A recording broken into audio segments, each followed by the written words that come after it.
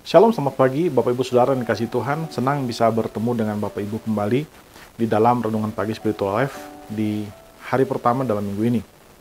Bapak Ibu Saudara, pagi hari ini kita akan kembali melanjutkan pembacaan Alkitab kita yang terambil dari Kejadian pasal 31 ayat 14 sampai 16. Judul dari perikop itu, Yakub dan keluarganya lari dari Laban. Ini adalah bagian kelima dari perikop tersebut. Saya akan membacakan bagian firman Tuhan ini bagi Bapak Ibu Saudara sekalian. Kejadian 31 ayat 14 sampai 16. Lalu jawab Rahel dan Lea kepada Yakub, "Bukankah tidak ada lagi bagian atau warisan kami dalam rumah ayah kami? Bukankah kami dianggapnya orang asing karena ia telah menjual kami? Juga uang yang untuk kami telah dihabiskannya sama sekali. Tetapi seluruh kekayaan yang telah direnggut Allah dari ayah kami adalah milik kami dan anak-anak kami. Jadi sekarang lakukanlah segala yang difirmankan Allah kepadamu." Bapak Ibu Saudara yang dikasihi Tuhan, di dalam pembacaan yang baru saja kita baca, dijelaskan tentang bagaimana Lea dan Rahel merespon cerita Yakub bahwa ia telah melihat Tuhan dan Tuhan memerintahkan dia pergi dari negeri itu.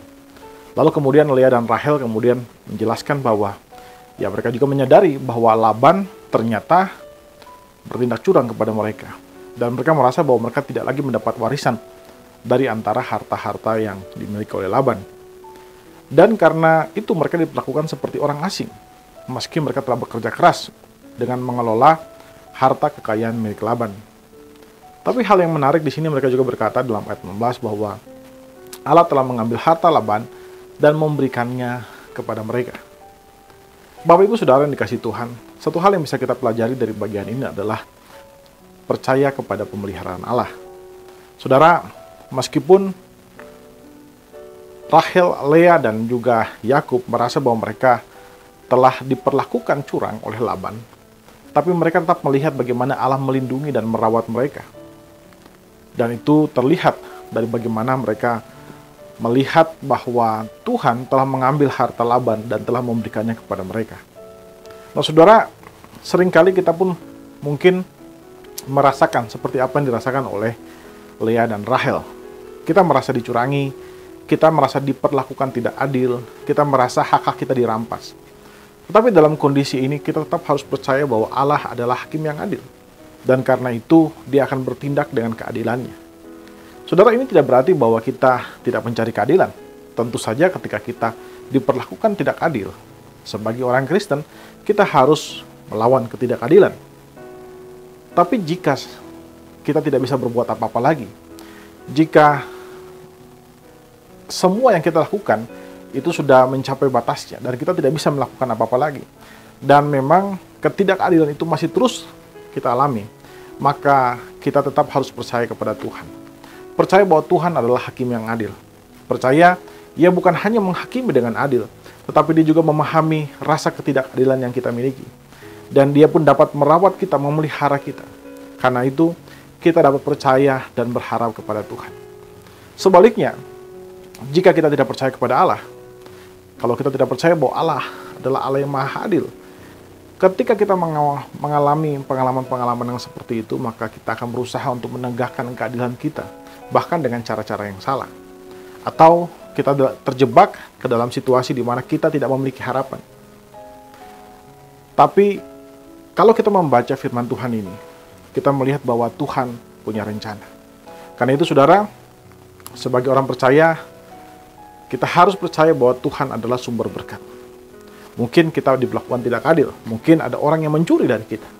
Tapi ingatlah bahwa Tuhan pasti akan memelihara kita. Saudara, kejahatan orang lain tidak akan menggagalkan rencana Tuhan dalam hidup kita. Karena itu, Tuhan akan memelihara kita, dan kita harus bersyukur kepada Tuhan di dalam segala situasi. Kita tidak bersyukur atas ketidakadilan, tapi kita bersyukur bahwa di dalam ketidakadilan ini, Tuhan masih merawat kita.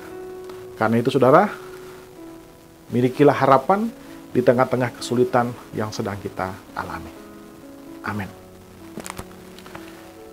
Saudara, mari kita mengambil waktu sebentar untuk merenungkan firman Tuhan yang baru saja kita dengarkan. Saudara, apakah saat ini saudara sedang diperlakukan dengan tidak adil? Mari saudara, kita mengambil waktu sebentar untuk berdoa agar Roh Kudus memberikan kepada saudara kemampuan untuk tetap percaya kepada rencana Allah meskipun saudara sedang diperlakukan dengan tidak adil.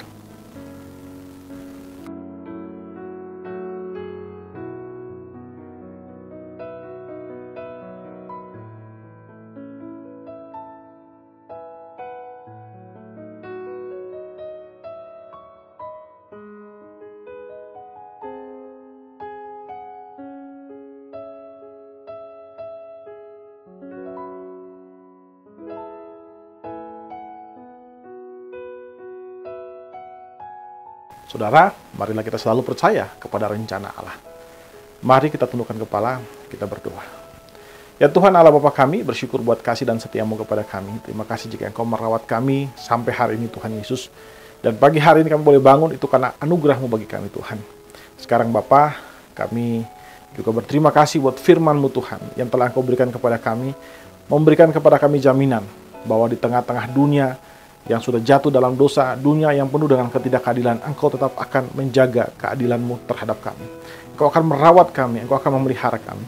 Dan Engkau akan menghakimi orang-orang yang berlaku tidak adil. Karena itu Tuhan, ajar kami untuk selalu percaya, melihat rencana-Mu yang indah di balik pengalaman-pengalaman yang menyakitkan yang mungkin kami alami. Terima kasih Bapa, dalam nama Tuhan Yesus kami berdoa. Amin. Demikian renungan kita pada pagi hari ini. Selamat menjalani hari ini dan Tuhan Yesus memberkati kita semua.